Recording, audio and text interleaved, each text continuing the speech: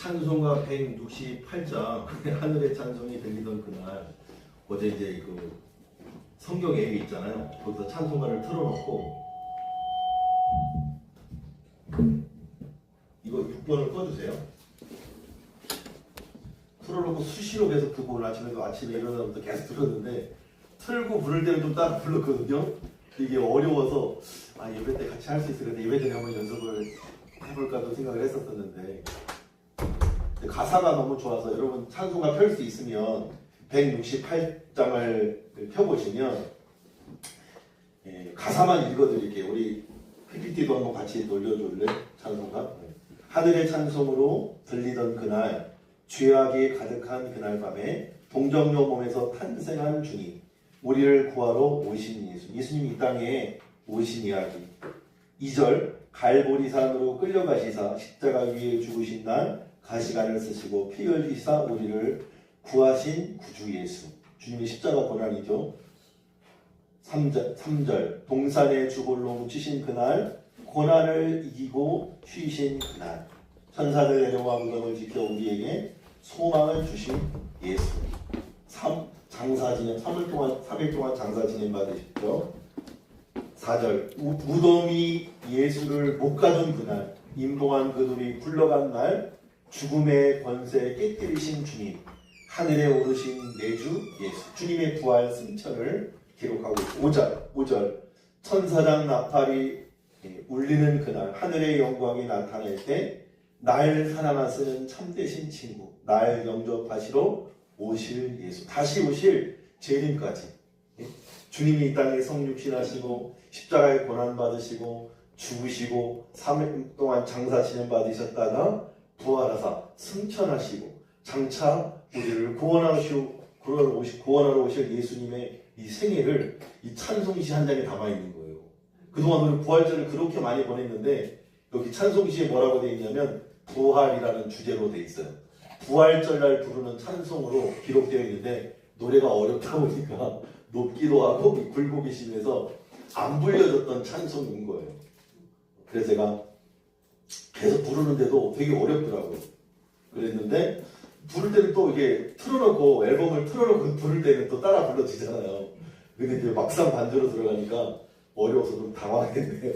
그래서 찬송하다가 음정 때문에 우리가 가사를 놓치는 경우가 있을까봐 제가 다시 한번 이거 읽어드릴게요. 집에 가서 한번 들어보시고 또 많이 불러보시고 다음 내년 부활절에는 꼭 이 찬송이 우리가 힘있게 함께 드려지길 소망해 봅니다. 아멘. 할렐루야. 아멘. 아멘. 아멘. 오늘은 부활주일입니다. 우리 옆사람과 인사하겠습니다. 예수님이 부활하셨습니다. 예수님이 부활하셨습니다. 예수님이 부활하셨습니다. 예수님이 부활하셨습니다. 아멘입니까? 네. 아멘. 네. 오늘 우리가 살펴볼 고린도전서 15장은 고린도전서 13장은 무슨 장이에요? 우리가 잘 아는 사랑장. 그죠? 내가 사람의 방언과 천사의 말을 할지라도 사랑이 없으면 소리나는 구리와 원래는 흰가리가 되고 사랑은 온유하며 오래 참고 시기하지 않으며 이 말씀 있잖아요. 그게 13장이 있거든요. 그래서 고린도전서 13장은 사랑장이라고 해요. 근데 이 15장은 1절부터 마지막 58절까지 부활에 대한 말씀만을 기록하고 있어요. 그래서 부활장이라고 해요. 무슨 장? 부활장. 오늘 무슨 날? 부활장. 그러니까 무슨 말씀을 보는 거예요? 부활장의 말씀을 보는 거예요. 우리가 잘 아는 대로 고린도 교회는 바울이 몇 차 전도 때? 몇 차 전도 때? 2차. 몇 차 전도 때? 2차 전도 때. 2차 전도 여행 때 약 1년 반가량 머물면서 복음을 전하며 가르치며 세운 교회예요. 그런데 설립한 지 10년도 안 돼서 위기를 맞이하게 되는 거예요. 그 위기가 뭐였어요? 나는 개바파다, 나는 바울파다, 나는 예수파다, 나는 아볼로파다. 지도자 중심의 분열 뿐만 아니라 거짓 선생의 가르침. 오직 믿음으로만 구원받는데 아니다. 그래도 율법을 행해야 되지 않겠냐, 할례를 행해야 되지 않겠냐 라고 하는 이 거짓 이단들, 영은 선한데 육은 악하다. 그러므로 영이 예수를 믿어 구원받았으면 육은 아무렇게나 상관없다. 오늘날의 구원파와 같은 이단의 세력들이 가르치는 중. 반대로 몸을 억압하면서 고행하면서 도덕과 윤리를, 인간의 윤리를 강조하는 이 율법주의 사전. 이런 수많은 이 거짓 선생들의 가르침이 넘쳐났었고, 이로 말미암아 성도들은 영적으로 온전하게 성장하지 못하고 영적으로 미성숙하고, 그렇기 때문에 각종 시기와 다툼과 분쟁과 당짓는 것과 심지어 불륜을 행하고, 또 심지어 은사에 대해서 각기 내가 잘났노라고 은사에 대해서 오해하는 등 수많은 어려움들을 가지고 이 10년 안에 나타나게 된 거예요. 그래서 에베소에 있는 바울이 이 소식을 듣게 됩니다. 그리고 그러한 수많은 문제의 핵심을 딱 하나로 요약하는 거예요. 문제 진단하는 거예요. 진단을 잘해야 치료가 잘 되잖아요. 진단이 뭐였어요? 따라서 합시다. 복음의 결핍. 복음의 결핍. 이미 그들이 듣고 알고 있는 그 복음을 잘못 알고 있다는 거. 그리고 헛되이 믿고 있다는 거예요. 그러나 너희가 헛되이 믿지 않고 굳게 지키고 믿는다면 이미 알고 있는 그 복음을 말미암아 구원을 받을 것이라고 약속하고 있는 거예요. 한번 1절 다시 한번 읽어볼까요? 1절. 네. 1절과 2절만 한번 읽어볼게요. 시작. 형제들아, 내가 너에게 전한 복음을 너희에게 알게 하노니 이는 너희가 받은 것이요 또 그 가운데 선 것이라. 너희가 만일 내가 전한 그 말을 굳게 지키고 헛되이 믿지 아니하였으면 그로 말미암아 구원을 받으리라. 한마디로 교회는 복음의 말씀으로 세워지고 모든 활동의 중심이 복음의 말씀을 중심으로 이루어져야 건강한데, 복음을 무시한 채 혼자밖에 복음 아닌 것들에 우리 마음을 빼앗겨서 생명력을 잃고 다투고 나뉘어 담을 짓고 분쟁하고 시기하고 질투하고 온갖 미움과 다툼 속에서 온갖 문제를 야기하게 된다고 말씀하는 거예요. 복음이 문제라는 거예요. 그래서 제가 표시를 해놨는데 이 1절과 3절 안에 복음이라는 단어는 딱 한 번 나와요. 제가 이 오렌지색으로 해놨습니다. 그리고 이 전한 복음을 지칭하는 대명사 이는 받은 것, 그 복음 가운데에 받은 복음, 받은 너에게 전한 이 복음, 내가 너에게 전한 그 복음의 말을, 그 복음으로 말미암아 너희가 받은 그 복음, 그 복음은 성경대로 7번 이 복음 말하고 있는 거예요. 이 3절 안에 복음이 7번. 왜 7번 나왔을까요? 중요하니까. 이 강조하고 강조했죠.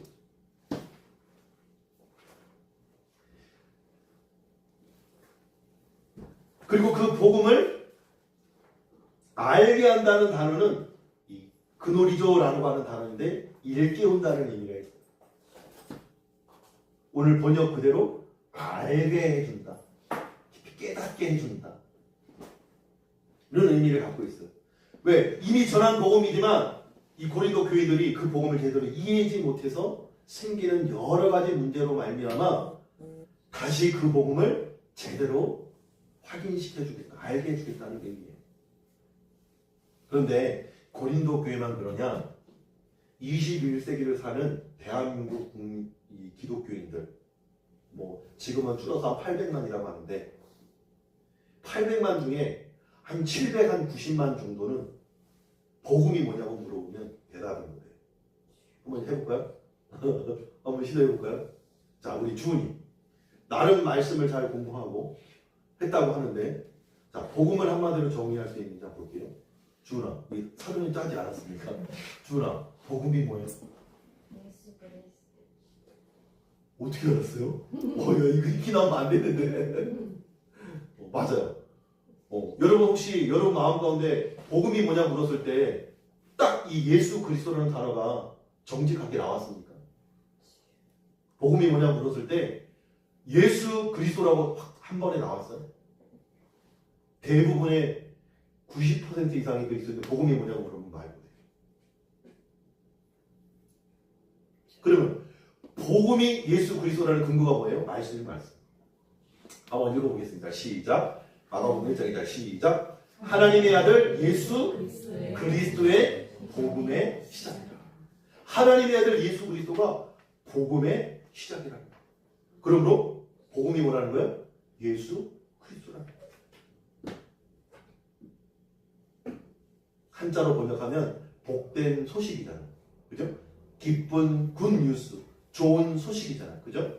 이 소식을 누가 먼저 전해주느냐? 천사들이 먼저 전해줍니다.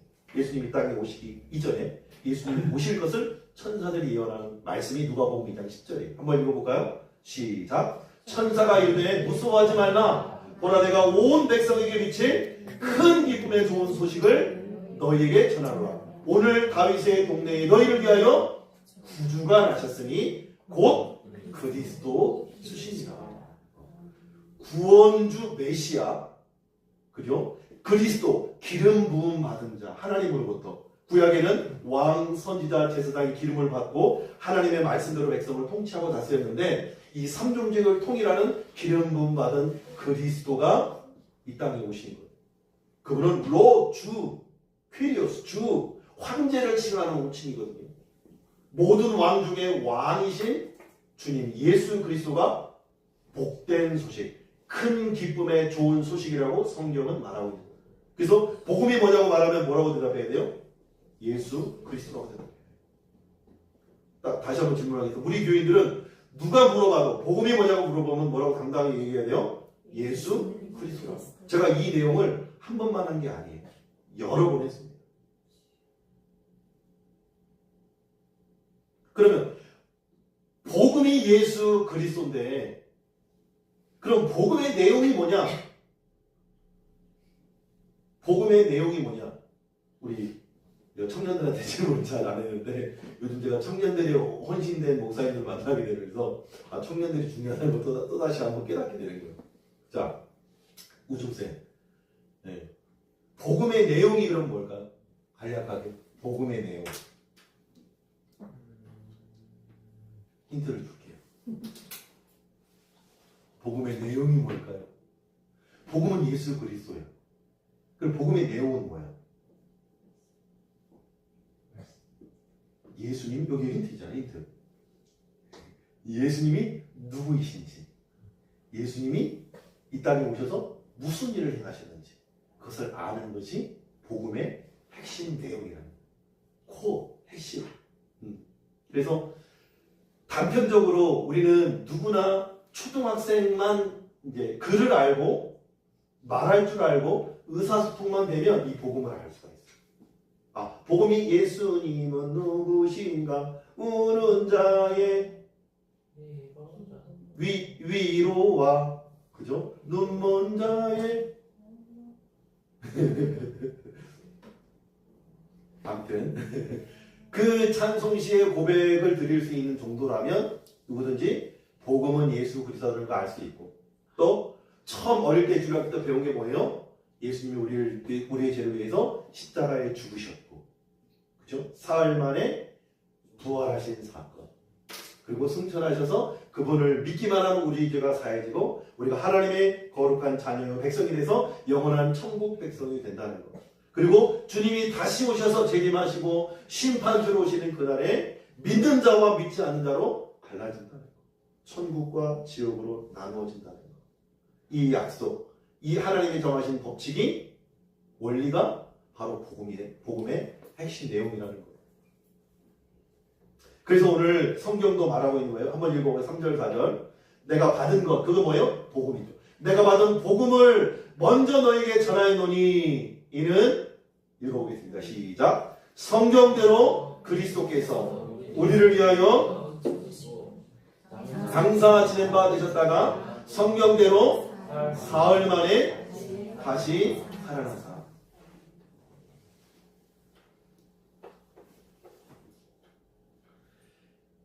복음은 성경대로 그리스도께서 우리를 위해 죽으시고 장사 진행받으셨다가 성경대로 사흘 만에 다시 살아났다고 말씀합니다. 근데 우리가 앞서 이 문제가 왜 일어났다고 했어요? 형제들아, 내가 너에게 전한 복음을 너에게 알게 하노니 이는 너희가 받은 것이요 그 가운데 선 것이라. 너희가 만일 전한 그 말을 굳게 지키고 헛되이 믿지 아니하였으면 그로 말미암아 구원을 받았을 텐데, 지금 뭐라고 했다는 거예요? 헛되이 믿었다는 거예요. 오늘 우리가 예수 믿고 구원받은 하나님의 자녀요 백성이 된다는 것. 그런데 오늘날 조금 변질이 돼서 오늘날 예수 믿는다는 것이 무엇이냐? 예수 믿고 복 받는 것이다. 그 복이 눈에 보이는 육신적인 복으로 치부될 때가 너무 많다는 거예요. 이 땅에서 위로받는 법, 이 땅에서 치료받는 법, 이쪽에서 물질적인 복 받는 것, 이 땅에서 좋은 대학, 좋은 직장, 좋은 집, 좋은 차를 끌게 되는 것, 좋은 지위와 위치와 명예와 권력을 갖게 되는 것으로 착각하게 되는 거예요. 그래서 부유하고 성공하고 승승장구하는 사람들이 간증을 많이 하죠. 사도 바울처럼 핍박받고 고난당하다가 목베임 당해서 죽은 사람이 간증합니까? 그죠? 예수 믿다가 깜빵 간 사람이 나와서 간증합니까? 그런 사람들을 대할 때 우리는 실패자로 여길 때가 많이 있죠. 왜? 이 땅에서의 삶만을 보니까 그러는 거예요. 그래서 오늘날 많은 사람들이 오늘 말씀의 제목처럼 이 복음의 핵심인 이 부활을 마치 장식품과 같은 액세서리즘으로 여기고 있어요. 그리고 내가 죽어서나 가는 천국죠. 죽어서나 내게 효용이 되는 보험 정도로 여기고 있다는 거예요. 왜요? 일상에서는 거의 부활에 대해서 생각을 안 하고 있다. 주님이 다시 오시는 재림에 대해서 생각 안 하고 있다가 부활절만 되면 부활절 찬송과 더불어 계란을 나누는 정도로 생각하지 않는다는 것이죠. 만일 우리 신앙생활에 이 부활과 재림에 대한 소망이 빠져 있다면 이 바울의 표현한 대로 우리는 복음을 헛되이 믿고 있는 것이라고 분명히 말씀하고 있는 거예요. 구원은 이 땅의 문제를 해결하는 도구가 아니라, 복음은 이 땅의 문제를 해결하는 문제가 아니라 영원한 천국으로의 초대요 구원이라는 사실을 믿으시길 축복합니다. 바울은 내가 전한 이 복음을 너희에게 알게 하기 위해서 다시 말하는데 이 복음은 너희가 이미 받은 것이다. 이미 예수 그리스도를 믿는 믿음으로 구원받는 사실을 우리가 이미 알고 있잖아요. 주님이 날 위해 십자가에 죽으시고 부활하신다는 사실을 이미 알고 있잖아요. 그렇다면 너희가 그 복음 한가운데 서 있는 것이다. 말씀하고 있는 거예요. 액세서리는 어떻게 해요? 내가 기분 좋으면 뺐다가, 기분 좋으면 했다가, 또 기분 마음에 안 들면 빼버릴 수 있는 게 액세서리잖아요. 그죠? 목걸이는 있어도 살고 없어도 살아요. 그런데 우리가 발 딛고 서 있는 믿음의 기초인 이 땅이 없으면 무너진다. 마찬가지 우리 신앙생활에 부활의 복음이신 예수 그리스도의 반석 위에 우리 신앙을 지탱하고 있지 않으면 우리 신앙은 반드시 무너질 수밖에 없다는 거예요. 이런 의미에서 이 땅에서의 축복이 신앙의 전부라고 한다면 부활은 액세서리 같은 존재인 거죠. 그러나 부활이 복음의 핵심이라면 그것은 우리가 발 딛고 서야 할 유일한 토대인 줄 믿으시고 축복합니다. 아멘. 그 믿음의 토대가 복음이신 예수 그리스도라는 겁니다. 아멘입니까? 아멘.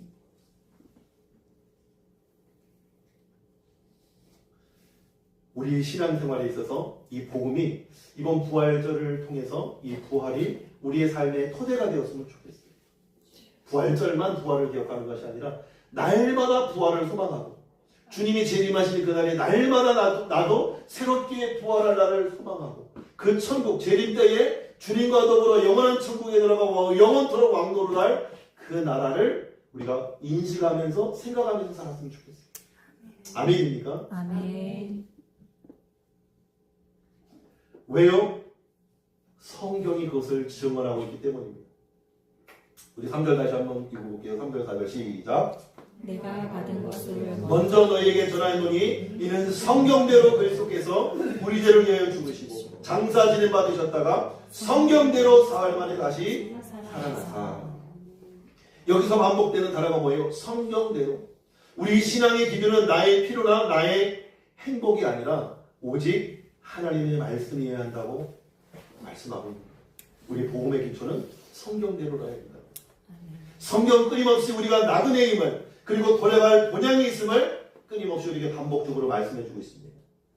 부활은 구약에서 그토록 보내심하 약속 창세기 3장 15절 여인의 후손이 너희를 구원할 것인데 그 예수님이 뱀의 머리를 상하게 할 것이고 그 뱀은 예수님의 발 뒤꿈치를 상하게 할 겁니다.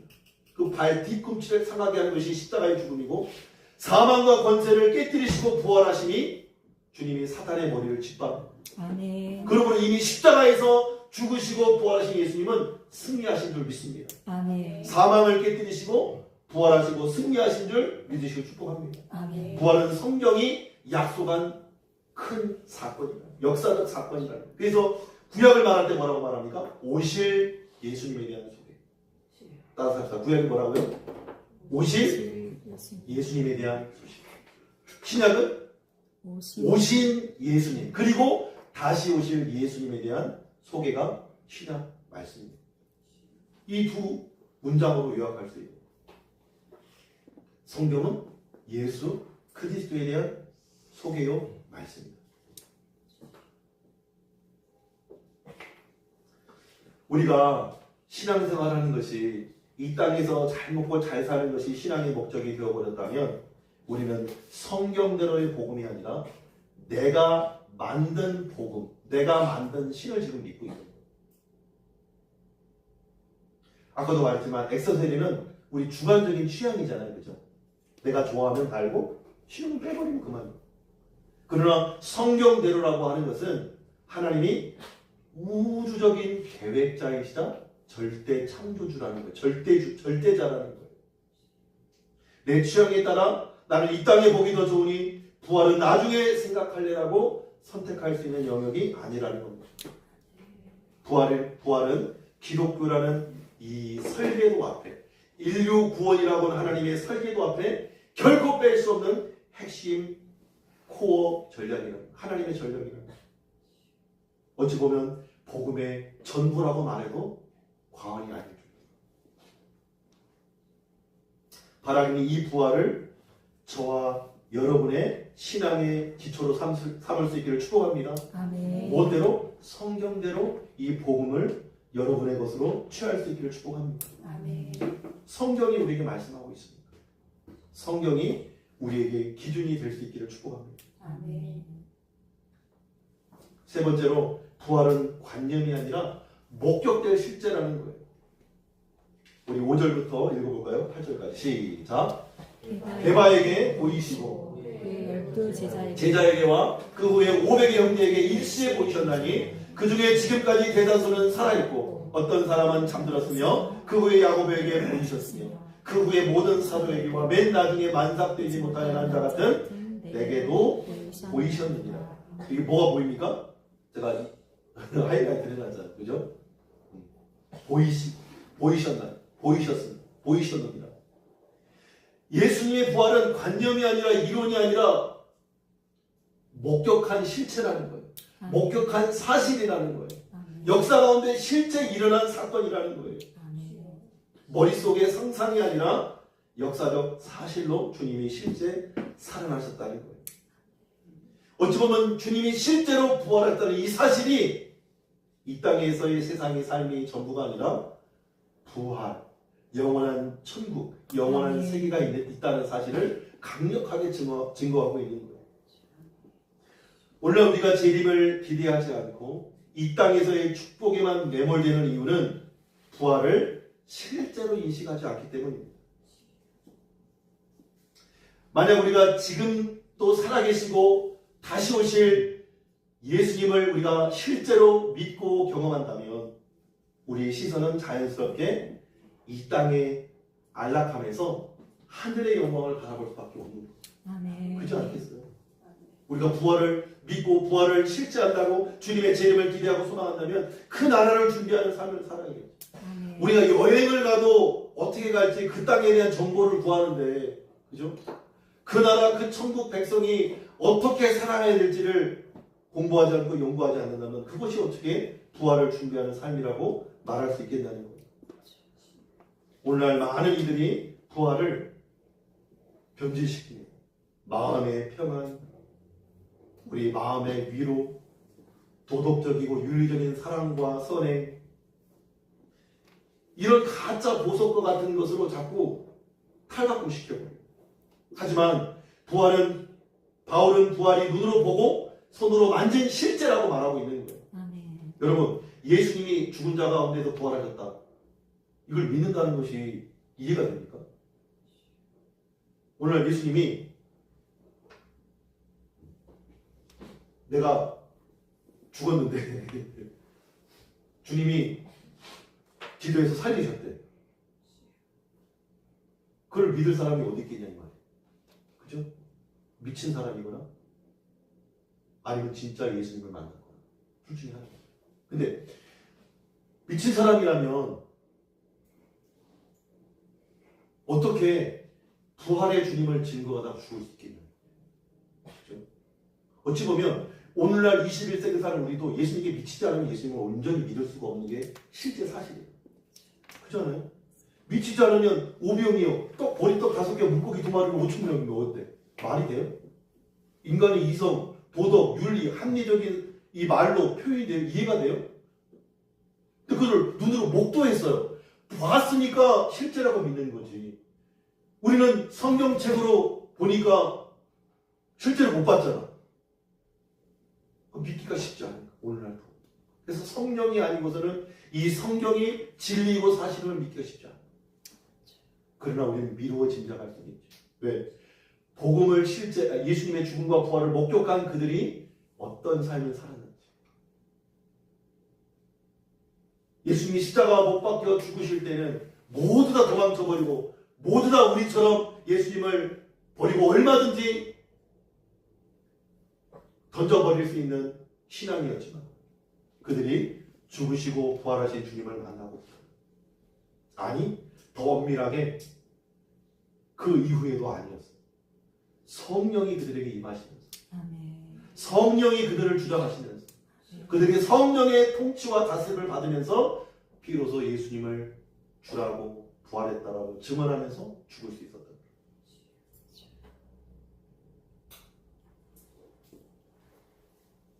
부활이 실제라면 우리의 삶의 방향이 완전히 바뀌어야 될 줄로 믿습니다. 부활이 실제라고 한다면 우리는 이 땅의 삶만을 위해서 매진할 수 없는 거예요. 당연한 이치 아닙니까? 그죠? 부활이 사실로 믿는다면 우리는 부활의 영광된 날을 준비하는 삶을 오늘을 살아내야 되는 것이죠. 아멘. 그렇게 사도 바울은 살아갑니다. 한번 읽어볼까요? 9절, 10절, 11절까지 한번 읽어보겠습니다. 시작. 나는 사도 중에 가장 작은 자라. 나는 하나님의 교회를 박해하였으므로 사도라 칭함 받기를 감당하지 못할 자니라. 그러나 내가 나의 된 것은 하나님의 은혜로 된 것이니 내게 주신 그의 은혜가 헛되지 아니하여 내가 모든 사도보다 더 많이 수고하였으나 내가 한 것이 아니요 오직 나와 함께 하신 하나님의 은혜로라. 바울은 자신이 사도라 칭함 받기에 부족한 자지만 하나님의 은혜로 지금의 모습이 되었노라고 고백합니다. 그 은혜의 결과가 뭐예요? 이 땅에서 어떤 보상이나 위로나 축복이 아니라 좋은 지위와 좋은 가문과 좋은 명예와 성공적인 삶이 아니라 모든 사도들보다 부족한 사람이 감히 사도라 칭함받기 합당하지 않은 죄인이기 때문에 그는 그 누구보다도 하나님의 일에 헌신되어졌다는 거예요. 내가 모든 사도보다 더 많이 수고하였다고 고백하는 거예요. 모든 사도보다 더 많이 수고하는 삶으로 자신이 받은 은혜와 자신이 믿는 부활에 대한 신앙의 표현이 나타나고 그의 삶을 통해 드러났다는 거예요. 부활의 소망을 가진 자는 하나님의 은혜를 헛되이 낭비하지 않는 인생을 산다는 거예요. 이 땅에서 더 많이 가지려 애쓰는 대신 부활하신 주님을 위해 더 많이 수고하는 삶을 기쁨으로 선택하게 된다. 왜냐하면 부활 이후에 주어질 영원한 상급을 보기 때문에. 아멘. 여기 기록은 안 했는데 결론이 뭔 줄 아세요? 결론이? 이 15장 결론. 마지막 절 한번 읽어볼까요? 57절, 58절 성경을 통해서 한번 읽어볼게요. 시작. 우리 주 예수 그리스도로 말미암아 우리에게 승리를 주신 하나님께 감사하노니 그러므로 내 사랑하는 형제들아 견실하며 흔들리지 말고 항상 주의 일에 더욱 힘쓰는 자들이 되라. 이는 너희 수고가 주 안에서 헛되지 않은 줄 알리라. 아멘. 끝이 있다는 거죠. 보상이 있다는 거죠. 영원한 생명, 영원한 천국이 보장되고 약속됐다는 거죠. 아멘. 부활을 목격한 자로, 부활의 증인으로 모든 사도들보다 더 많이 수고하고 헌신되는 삶으로 바울의 인생을 드렸다. 그의 인생은 또 어떻게 나타납니까? 11절 결론입니다. 시작. 그러므로 나나 그들이나 이같이 전파하네. 너희도 이같이 믿었느니라. 아멘. 그리스도를 주라 부활하셨다고 증언하는 증인으로 살았다는 겁니다.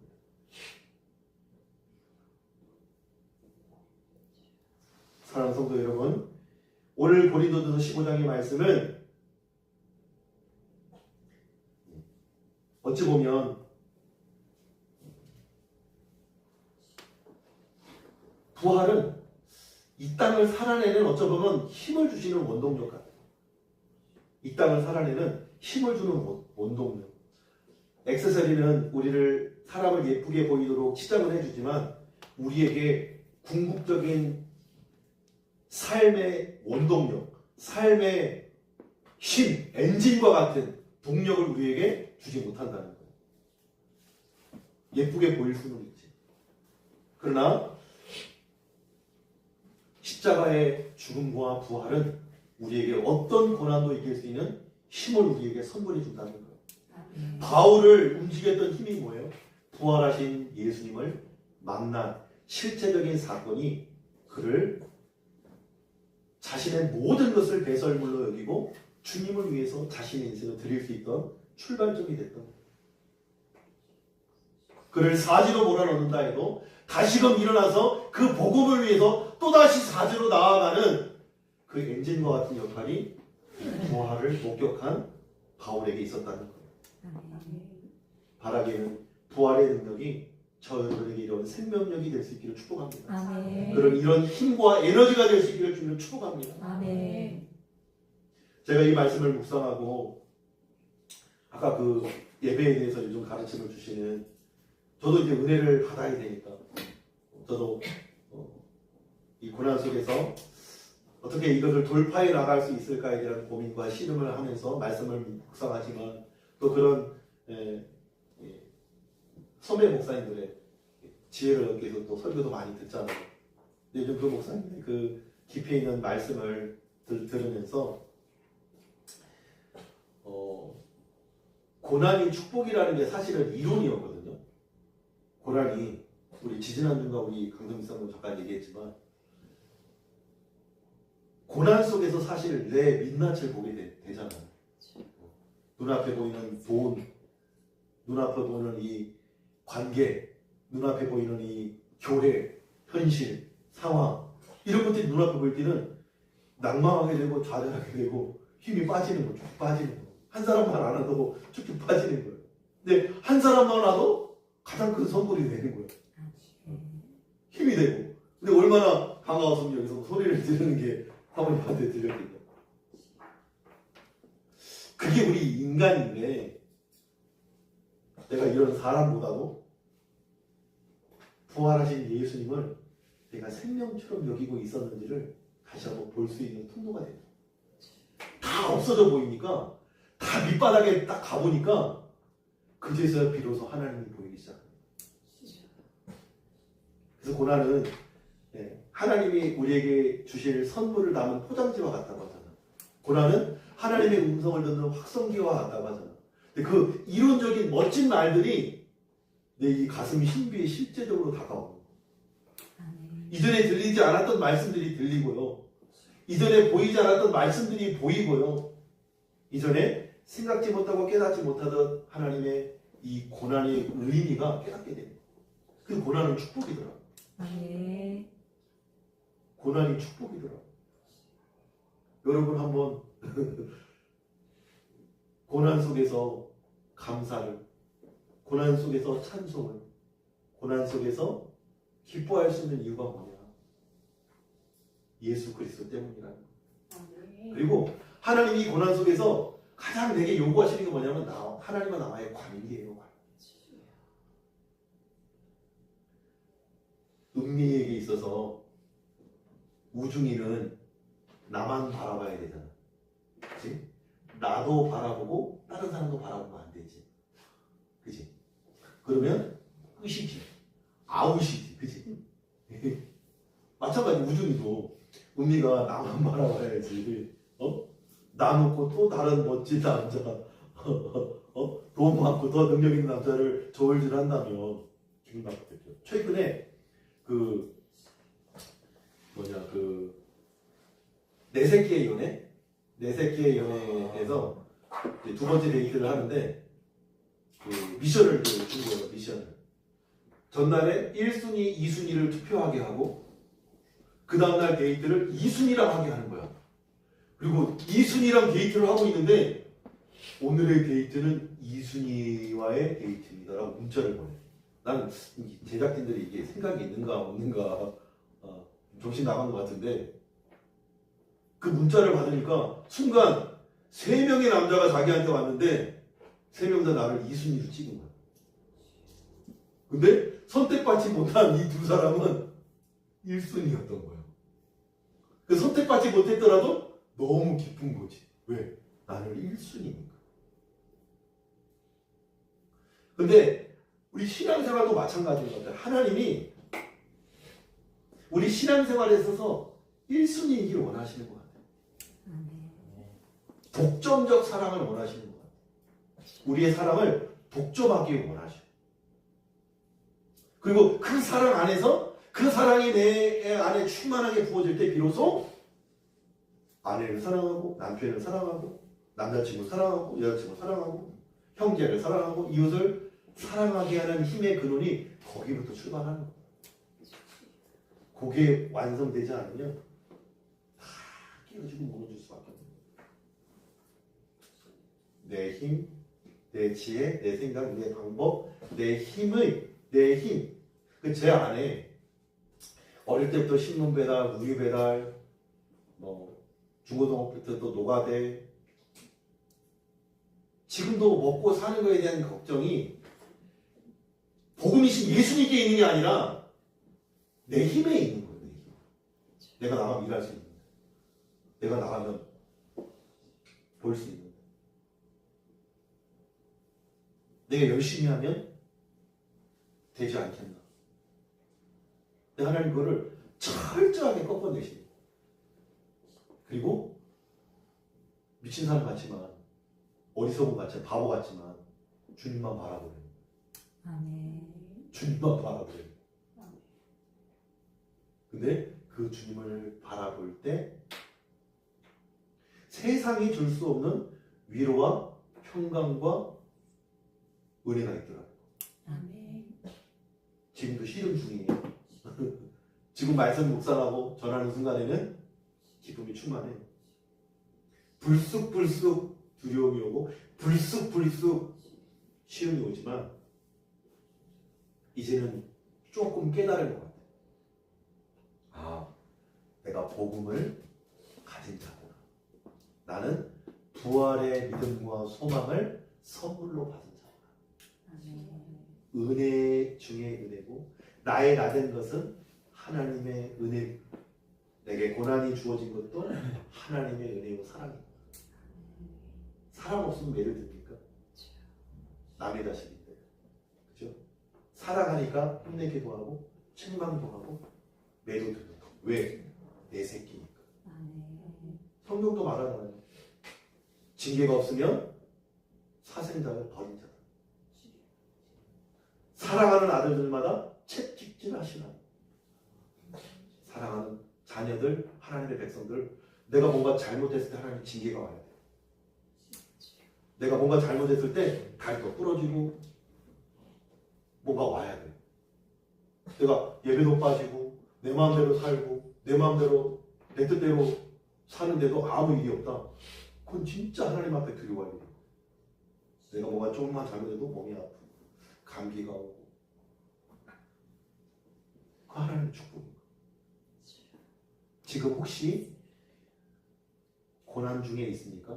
그 고난 중에 함께 하시는 하나님을 바라볼 수 있게 축복합니다. 아멘. 이미 승리하셨습니다. 아멘. 이미 부활하셨습니다. 아멘. 그 주님이 저와 여러분을 하나님의 자녀요 백성 삼아 주셨습니다. 아멘. 그보다 더 큰 은혜가 어디 있냐 이 말이에요.